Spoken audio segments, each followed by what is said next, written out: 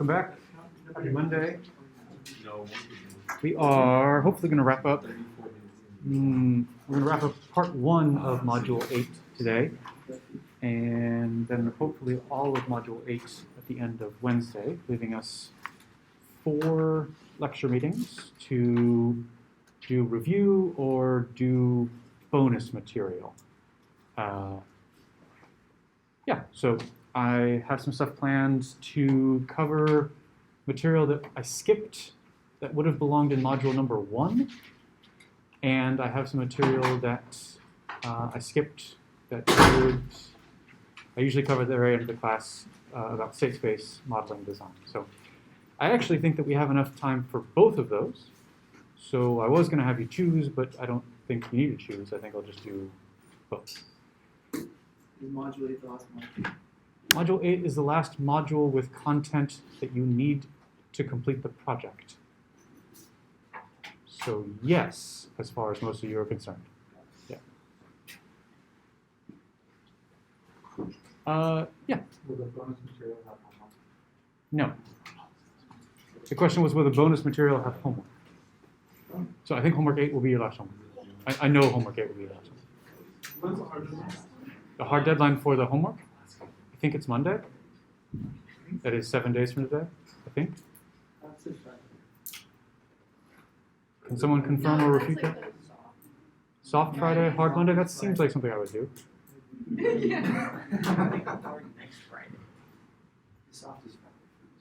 This is why I put it online, is so I don't have to remember. Yeah.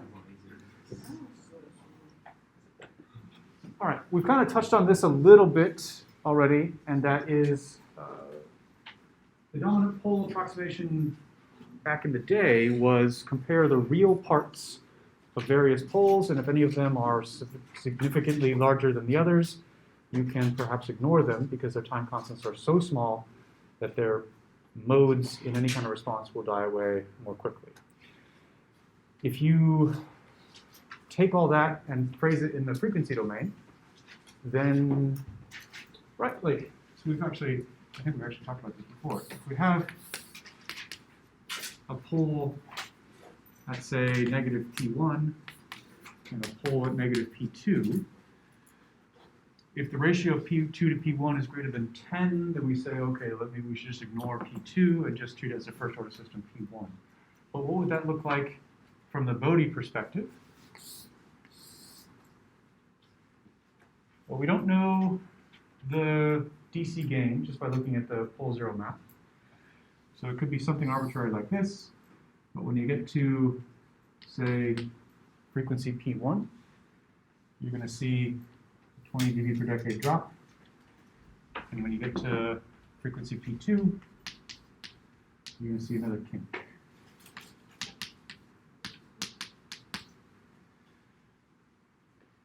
So if this psi is, say, 10, what does that mean about this level versus that level?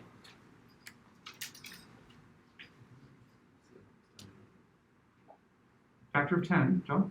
It's a factor of 200 decibels. No? You're a little aggressive there with the decimal places.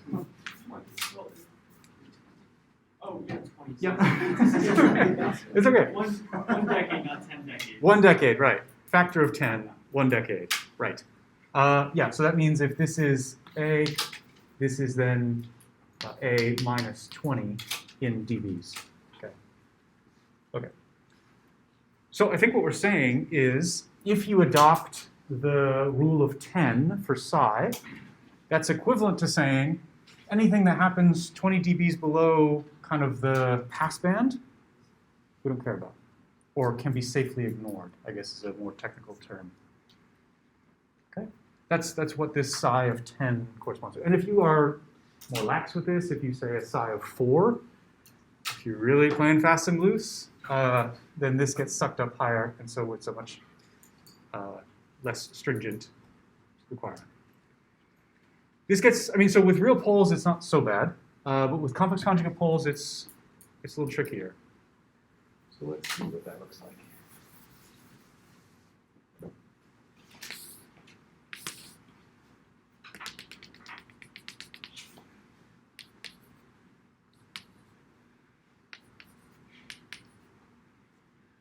So if these are two sets of poles, let's do color coordination here. Let's do white and yellow. The semicircle indicates to me that they have the same radius, which means they have the same omega n, natural frequency, right?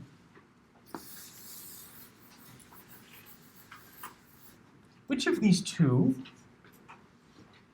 of these pairs would dominate the other if we used our traditional psi requirement? These have a real part that's significantly smaller than the real part of these, right? So it makes the white dominate the yellow, if that's sufficiently far away. But on the Bode plot, these have the same natural frequency. So let's say, I think yellow would just kind of droop.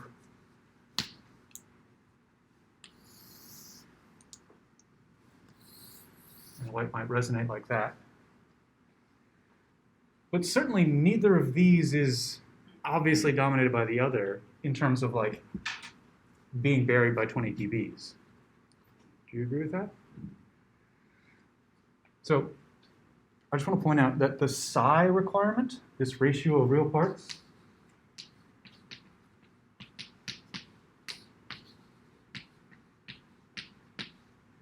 it's only one way to claim a dominant pole approximation. Another way is to measure it by radius, by distance to the origin. Okay, so that would be, these two would never claim to dominate each other if you adopted the, I guess, the distance of the fast over the distance of the slow.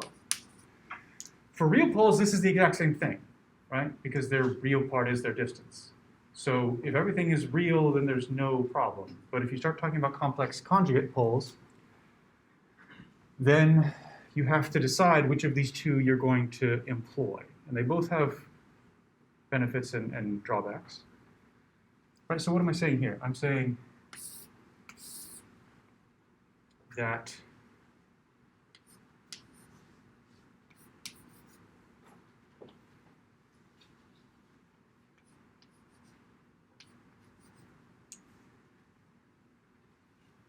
tell me what I'm saying. Which of these two, if I adopt this metric, which would dominate, white or yellow?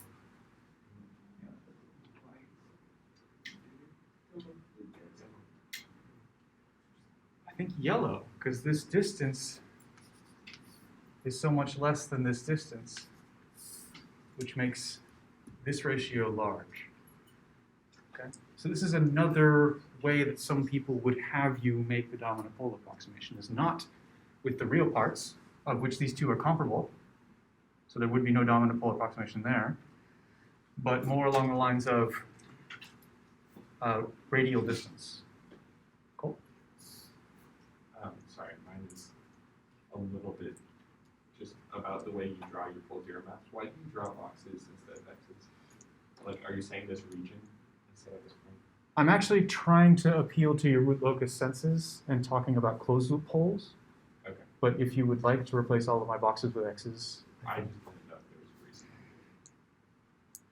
I'm mostly talking about, I want you to focus on closed loop poles because that's the kind of end-to-end descriptors of a system that are most important. And for a while there, when I drew an X, it meant an open loop pole. Okay. But I think it's just this weird 3 or 4 weeks of this quarter that we're doing this. I expect once you leave this class, you go back to X's, and I'll go too. Fine? Distance of fast over distance of slow. Is the distance of the fast one not smaller than the distance of the slow one? No, I was trying to make an appeal to this notation as well.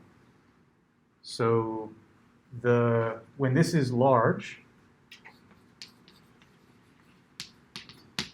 we used to say, make a dominant pole approximation. Now I'm saying there are those engineers out there that will say, when this is large, make a dominant pole approximation. And encoded in this statement is, the system will be dominated by the slow poles. But the left poles are still the fast poles and the right poles are still the slow poles. That's the catch here, is that no longer, is that these are now the fast poles, quote unquote, Okay. and these are the slow poles. Okay, so it's basically Perhaps better terminology might be, these are the dominated poles, and these are the dominant poles. Whereas in the real metric, these are the dominated poles, and these are the dominant poles. Carson. Just a quick question. Why do we know the white one has a higher resonance? Is it just because the zeta is smaller? Yeah, the zeta here was large, Okay, got it. and the zeta here was small. John. Could it be said that when we're just looking at the real components, that's better for a time domain response? Or it's a better approximation for time domain, and then where it's we're looking at a radius, that's better approximation for frequency response? Yeah, I could buy that. Because if I add yellow with white, at least in the band of the system, the pass band, it's going to look mostly like white. I agree. I was gonna ask what the respective consequences are. If you make the dominant pole approximation in this situation and say, oh, this fourth order system is going to look like this second order system, you are saying that the overshoot introduced by these pair of poles is inconsequential, which it may or may not be. If you're, like, for example, if you're not inputting steps, what do you care what the overshoot is? If instead you're using this in some kind of sinusoidal application, then I think that that makes a lot more sense. And then the reverse of that would be over here. So I personally like the real metric better, which is why I teach it. So I'm having trouble coming up with the downside of this. But I did want to point out that if you adopt that, then these sets of poles, which all have the same natural frequency, like they don't obviously dominate each other in the way that the real example did, where you just vary one of them in the stop band. Cool. Oh, come on back. Wait. So why in the context of the picture you gave with the two curves is the yellow one supposedly dominating the white one? Besides the fact that it's closer to the origins? So this frequency response corresponded to that pole zero diagram, not this one. Oh. Oh. Should we draw the frequency response of this? I think I might be instructed. Okay. Sorry, I'm restricting myself to this area of the chalkboard because the phone camera doesn't reach the whole chalkboard. So I'm sorry, you people.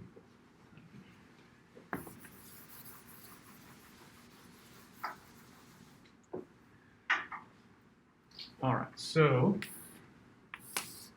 for the system over there, we've got a pair of complex conjugate poles that are close to overdamped, but with very small natural frequency. That would be yellow.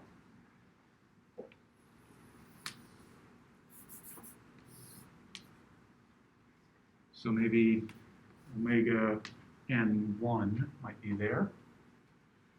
And for the white pair of poles, its natural frequency is much higher.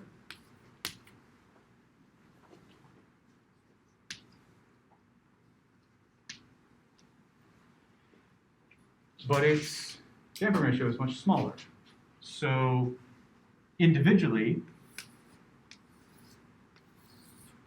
these two ought to have identical high frequency slopes. It would look like that. So what happens when I add yellow with white for the full fourth order system? Well, white is doing nothing to yellow until here. and then we drop it minus 80. Can you see how, if this zeta were small enough, this might peak back up into the quote-unquote passband region? So that's the problem, in my opinion, with measuring dominance by natural frequency alone. It's minus 80 because they're both minus 40. Right. Because they're both second order. Right. Total of 4 poles, so 20, 40, 60, 80. Yeah. Did this ever come back?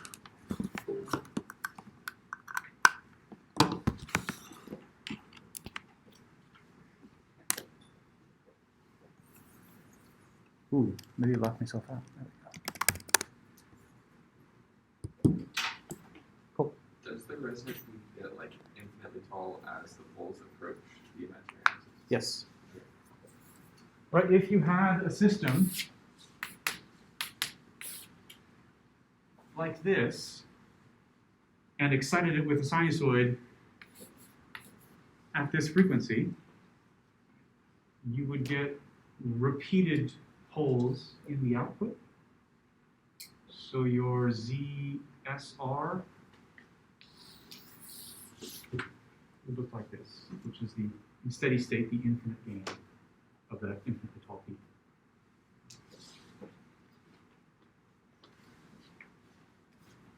Cool. Glad I spent all that time on these slides. So going back to the frequency plot, how can we see that the one with the smaller natural frequency dominates?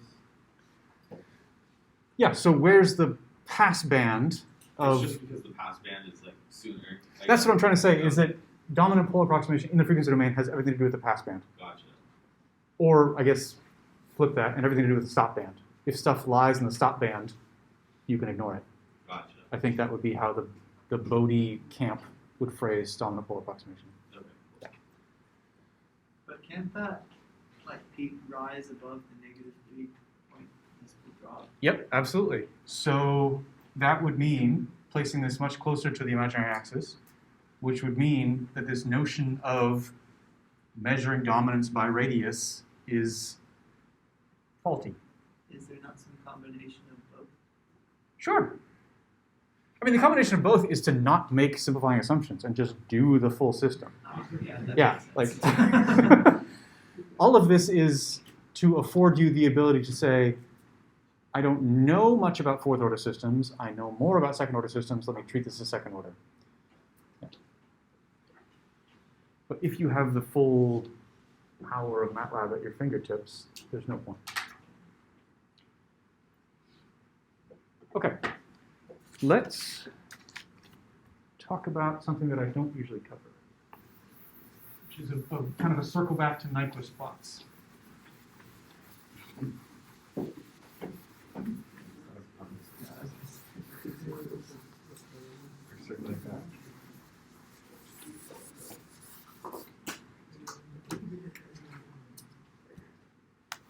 What was a Nyquist plot?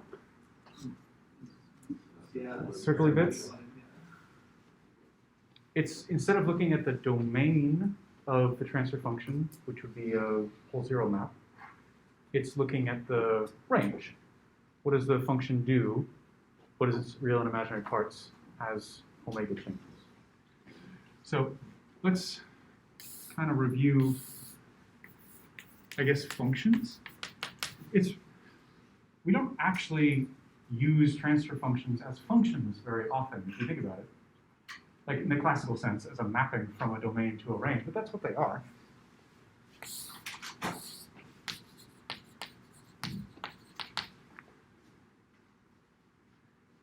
They just happen to map complex numbers to complex numbers. So whereas in Calc 1, Algebra 1, this was your domain, and this was your range. That was in the good old days of one-dimensional real-valued functions and everything. So here, we've got, say, the real part of S and the imaginary part of S, representing the whole plane being your domain, and then maybe the real part of f of S and the imaginary part of f of s, representing all possible complex numbers that your function maps into. So this is the four-dimensional problem, and the reason that you've never actually seen a transfer function plotted is because you need 1, 2, 3, 4 dimensions to plot it. But this is just like a thin slice of. I haven't plotted anything. Oh yeah. Yeah, I'm not, newsflash, I'm not going to plot something four-dimensional. Yeah. The phone just breaks. But what we can do, so let's take a simple example. Example 1. F of s is a constant. So if I take a set of points in the domain space, this is called a contour, by the way. Right, a set, if I go around in this loop, then the set of points that I traverse is called a contour. That set of domain points gets mapped to a set of points in the range.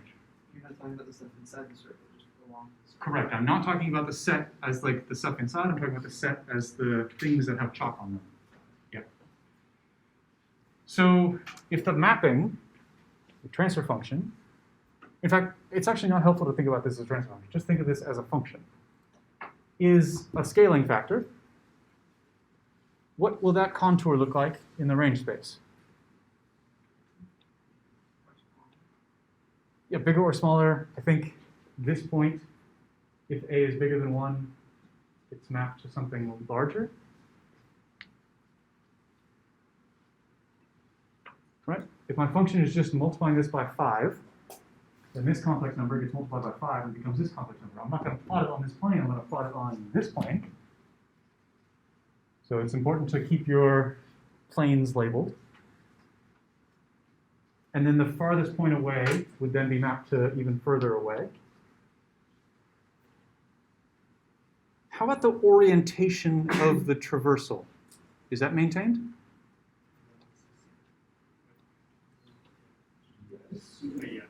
Yeah, if all, yeah, it'll get harder, so don't worry. Like the easy part comes first.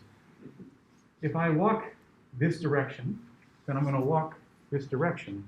It's the same orientation in both. Ethan. Should the function be f of s equals a times s? Because if it's just a, wouldn't it all be on the same spot? Oh. Okay. That is absolutely correct. So, okay, those of you who printed the slides, example 1 is wrong. Now, luckily, you can't see them all. Yeah, so let's take the function that just takes the input and scales it by a. That's what I meant. Thank you.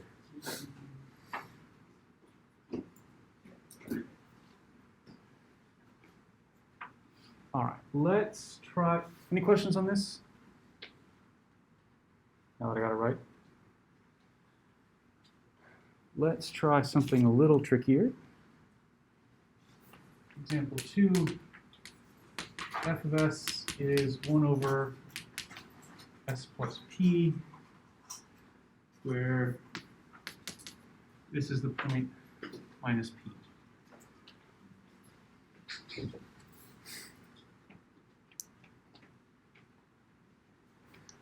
I'm again going to use this as my contour in the domain space. Cool. Oh, sorry. So, sorry, before we move on really quick, are we just choosing an arbitrary set that is happens to be contour, or is there a reason behind that? This is an arbitrary, I want to get down I want to give you some practice sketching domain contours and resulting range contours before we get to the more important contours, which are the ones that lie on the imaginary axis. Okay. Yeah, these are not Nyquist plots. I guess I should have clarified that. These are merely domains and ranges of complex to complex functions. Okay. All right, so if I've got a point, let's call this point, say, point B. then what is f of b? Or do you remember how to visualize this?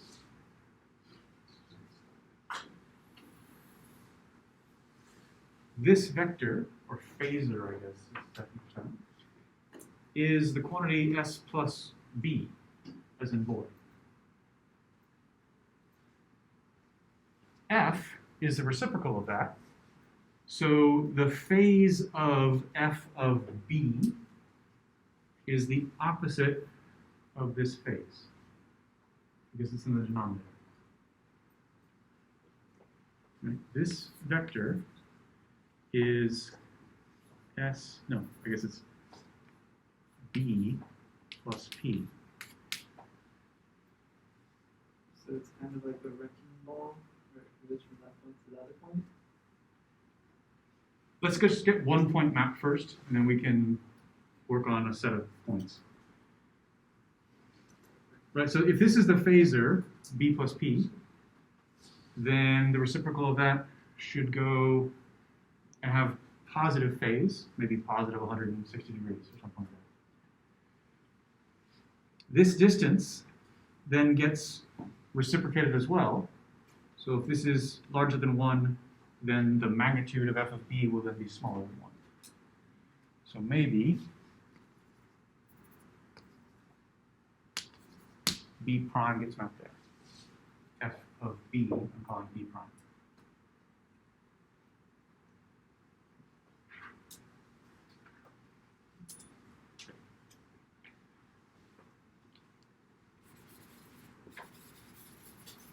Let's take the opposite end. Let's label this point C. Oh, so just a quick question. So we don't have P on the range thing. So does that mean when you said the distance between, or the vector is getting smaller, is that like the distance from B to P is now being mapped, like it's going to be smaller versus B to the origin? Where is it getting smaller in reference to? In reference to 1. Yes, Yes. and I haven't labeled anything with numbers here. Kind of digging myself an out for poor artistry. But if this distance is bigger than 1, then 1 over that will have a distance smaller than 1. Yeah, but where's that distance measuring to? It's going from B prime to where? The origin. Oh, the origin. Okay. Yeah, so this distance is, well, I guess this phasor is the negative of the angle of b plus p. And this distance is the reciprocal of the magnitude of b plus p. Yeah.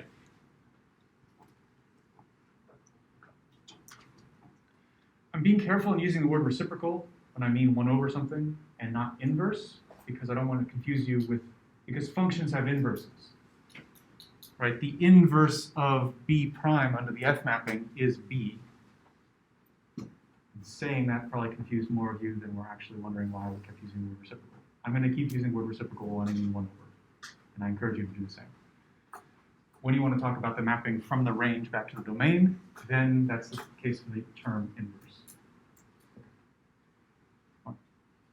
Is this a non-linear transformation? The first one was linear. The second one is certainly nonlinear. Yeah. Okay, how about point C?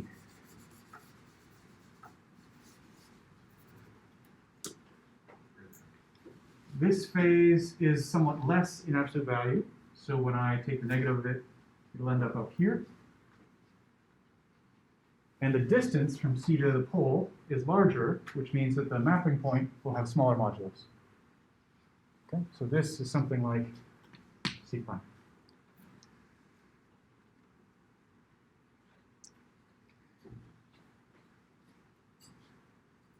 How about the orientation?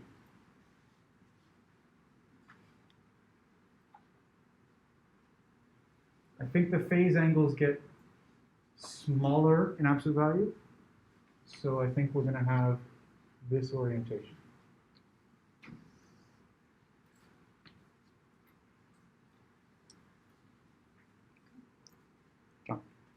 Why does C prime get mapped so much closer to the imaginary axis, even though it seems like it's about the same phase angle as B.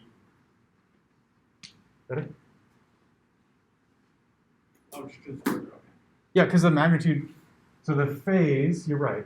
So I'm trying to map this angle over to there, but I have to make it closer because this distance is bigger and I'm reciprocating.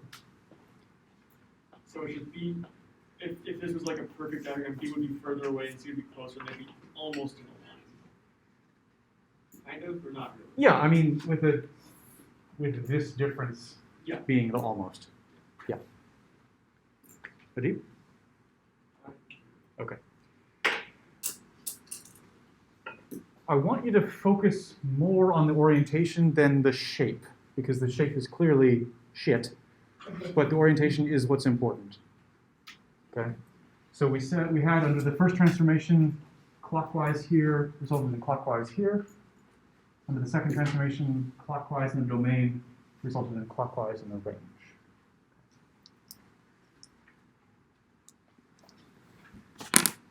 I'd like to take this function and map a different contour. I'd like to map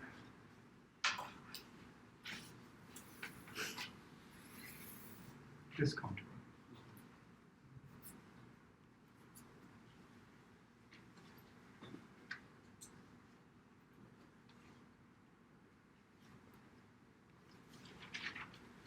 So let's pick some relevant points. Let's call this point D. And where does this function map point D?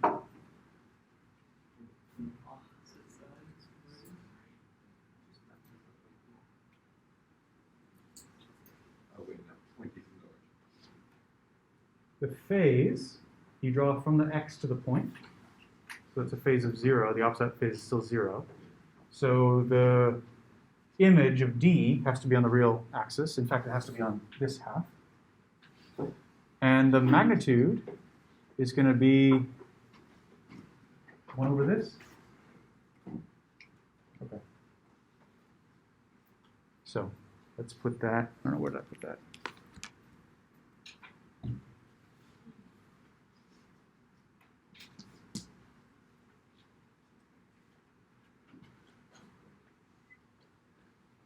As we walk south along this contour, does the magnitude of the resultant get smaller or bigger?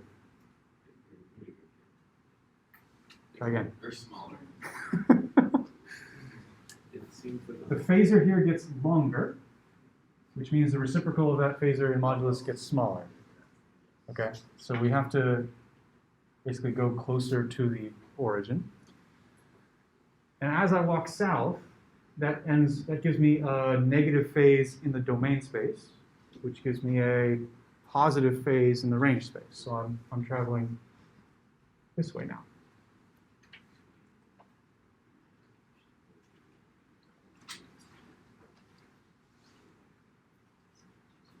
Eventually, I'm going to get far enough away and start coming back.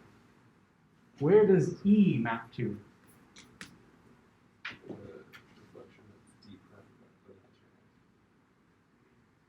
Yeah, I think we get phase over here. So we get the image of E over here. And you're right, the way I drew this contour, this looked equidistant to that. So that should be equidistant to that. Christian? That was my question. Okay.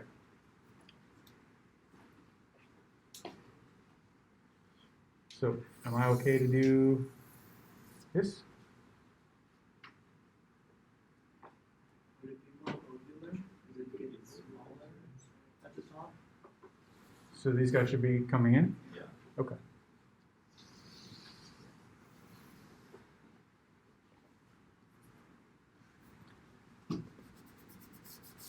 I had no idea you'd be so discerning with my artwork. But that makes sense. Well, there's a difference between a circle and an ellipse. Listen here. Remember when I said the orientation mattered? That's what matters here. If I travel around the pole clockwise in the domain, I end up doing what in the range space? Walking counterclockwise, but specifically around what point? The origin. That's the takeaway from this infuriatingly slow exercise. When you encircle clockwise a pole of your function in the domain, you end up circling the origin counterclockwise in the range. Adi? Can you just repeat one more time why the orientation is? Sure. So if I'm looking at the distance from the x to the blue oval here, then I'm leaving a point and I'm coming back to that point. So a closed contour in the domain becomes a closed contour in the range. Also, the set of phase vectors, phasors, as I walk around here, hits every angle. Okay, so that means that the range, the image of that contour has to encircle the origin because I've hit every angle as I walk around. Now, how it squishes this way or that way is less important than the fact of what I just said. But why doesn't it encircle the origin the other way? Because if we're walking clockwise here, then this is a negative phase. And the more negative this phase becomes, the more positive this phase becomes. Because I'm taking the phase angle of f is the phase angle of the top minus the phase angle of the bottom. And these are the phase angle of the bottom.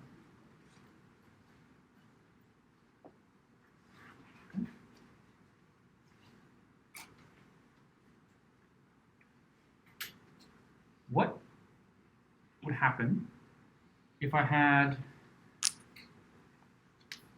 another pole encircled? I don't care about the shape. I want to know about encirclements of the origin. How many and in what direction? Two encirclements.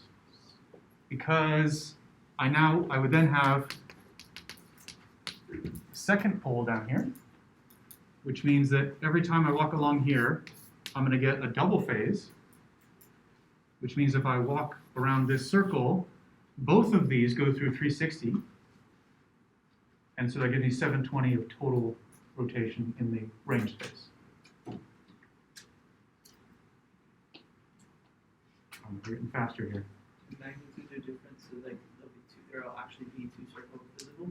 Yes. Yeah. What about an extra pole out here?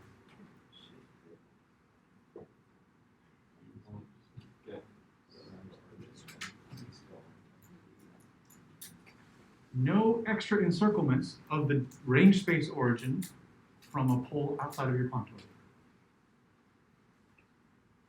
Because this phasor is going to add some phase variation, but it will also then subtract it once we go up here. So there's no net contribution of phase around that contour from this pole. When you said there's two circles, aren't you multiplying your two circles together in the function? Yeah, they won't be circles. Or like these, there's two ellipses, but wouldn't there be one ellipse that is like their values multiplied because they're multiplying their values? I think you would get something like that. Oh. And it would be really nice if I could use my computer and show you these plots, but state school.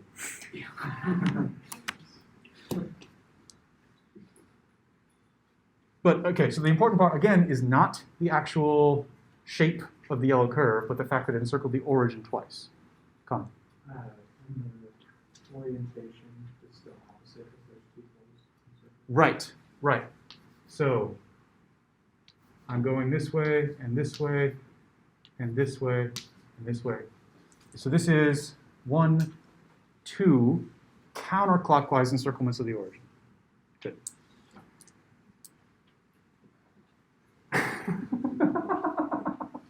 Sorry. If there was someone walking right now, they'd be like, what is wrong with you? Some of you are thinking that anyway. What about zeros? Let's clean this up a bit.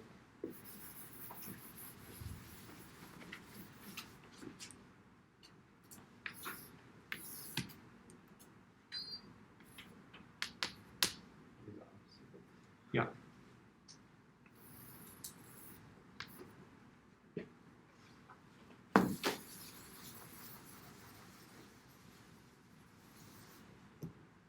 So now our example is f of s equals s plus z.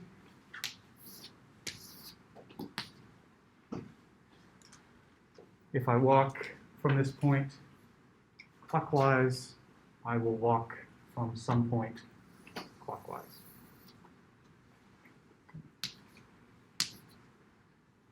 And I have to encircle the origin because my phase goes from 0 to negative 180, and then from 180 back to 0. People? Never mind. So, what are the takeaways from this discussion? Your encirclements of the origin in the range space depend on several factors. First and foremost is the actual contour you're talking about. And I've drawn purposely all my contours with a clockwise orientation to keep that consistent. If the contour contains a 0 of the function, then your resultant will encircle the origin once clockwise. Extend that. For every 0 your contour contains, you will have that many clockwise encirclements of the origin in the range space. But the exact opposite is true for poles of the function you're considering. If I encircle 3 poles in my contour, I will have 3 encirclements of the origin in the range space counterclockwise. What if I have both poles in 0? They'll cancel. Throw it all away. There will be no net encirclements of the origin, so no encirclements of the origin in the range space. Okay, so it just adds algebraically. Okay. But it can be like weird funky stuff, it just won't have the origin. Right, exactly, yeah. So I don't even want to try, but yes, it will have weird funky stuff is actually a perfect description.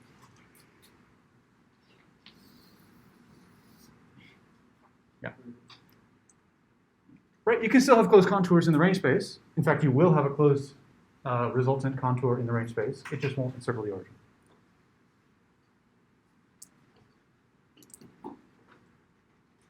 Cool.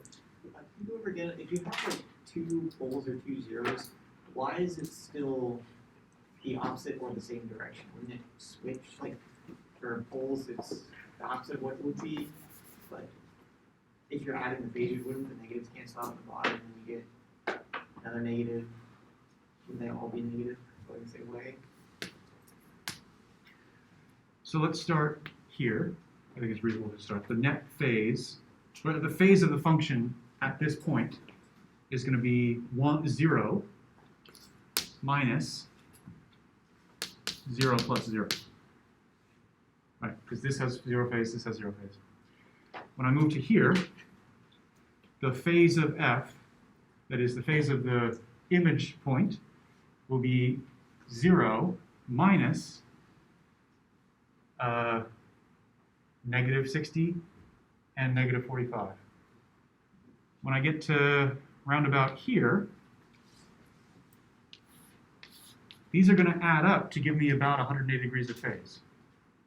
And because these are both negative angles, the resultant will have a positive phase in this stretch.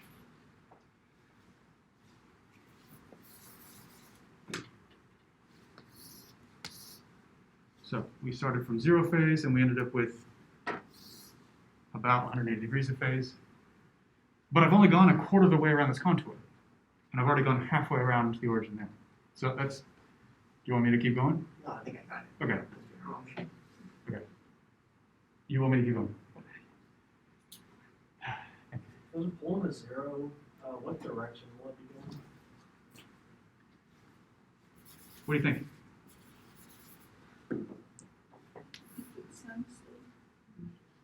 Remember this stupid example we did first? Clockwise here was clockwise there. It'll be clockwise. So here, if I go this direction, then this is a larger negative phase than this. Well,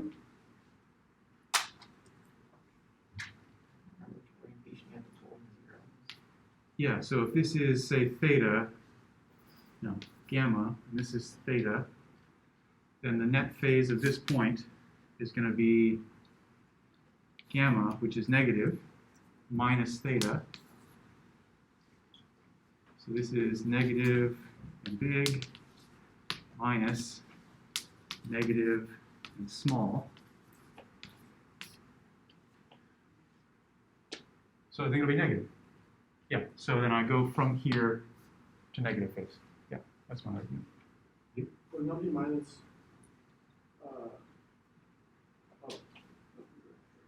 Yeah, you got to remember the negative from the reciprocation, the denominator-ness of the pole. Yeah, that's where this sign comes from.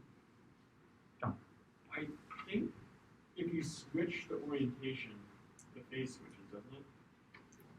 Like if it's 0 on the right and pull on the left, I think the rotation would switch.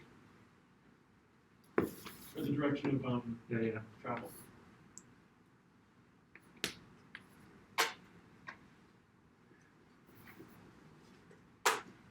So this is a large negative number, which becomes positive. Yeah, I agree. Okay. So that's interesting.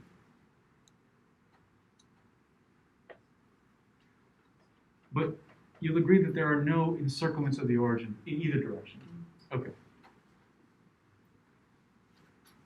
Let me think about that, but the takeaway message is still the same. If you've encircled the same number of poles as zeros of your function, there will be no encirclements of the origin. Does this hold true for non-real poles into this? I know those are totally fine. Yes. Yeah. Like, in fact, I debated whether the two-pole case should have been that. It works the same. So what does the function represent? Because I can see why this might be inconsistent with like these contours might represent your focus. But then the poles that you were drawing, are those like your plan? Yeah. So let's close with that.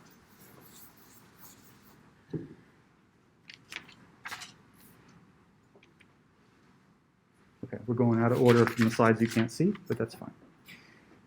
So let's put this in the context of control systems.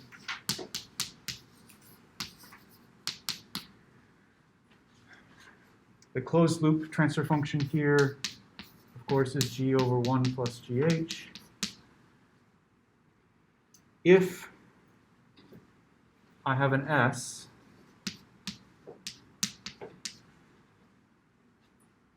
that makes 1 plus gh equal to 0, that's a closed loop pole. So the set of closed loop poles as a set is the same as the set of zeros of 1 plus gh. The set of s's that make 1 plus gh 0.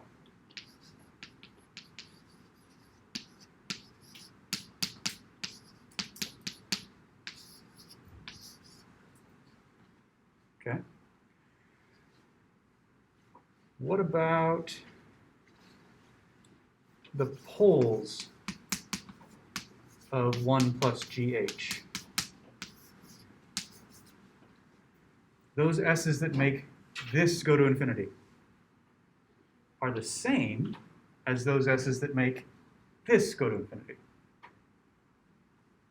And both ways, yeah? So the poles of 1 plus the open loop transfer function are the same as the open loop poles.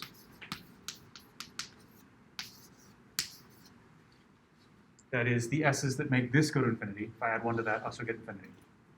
Okay.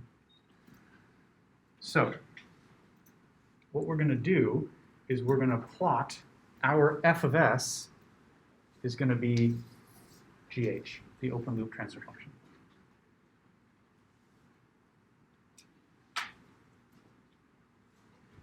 And we'll talk about why more on Wednesday.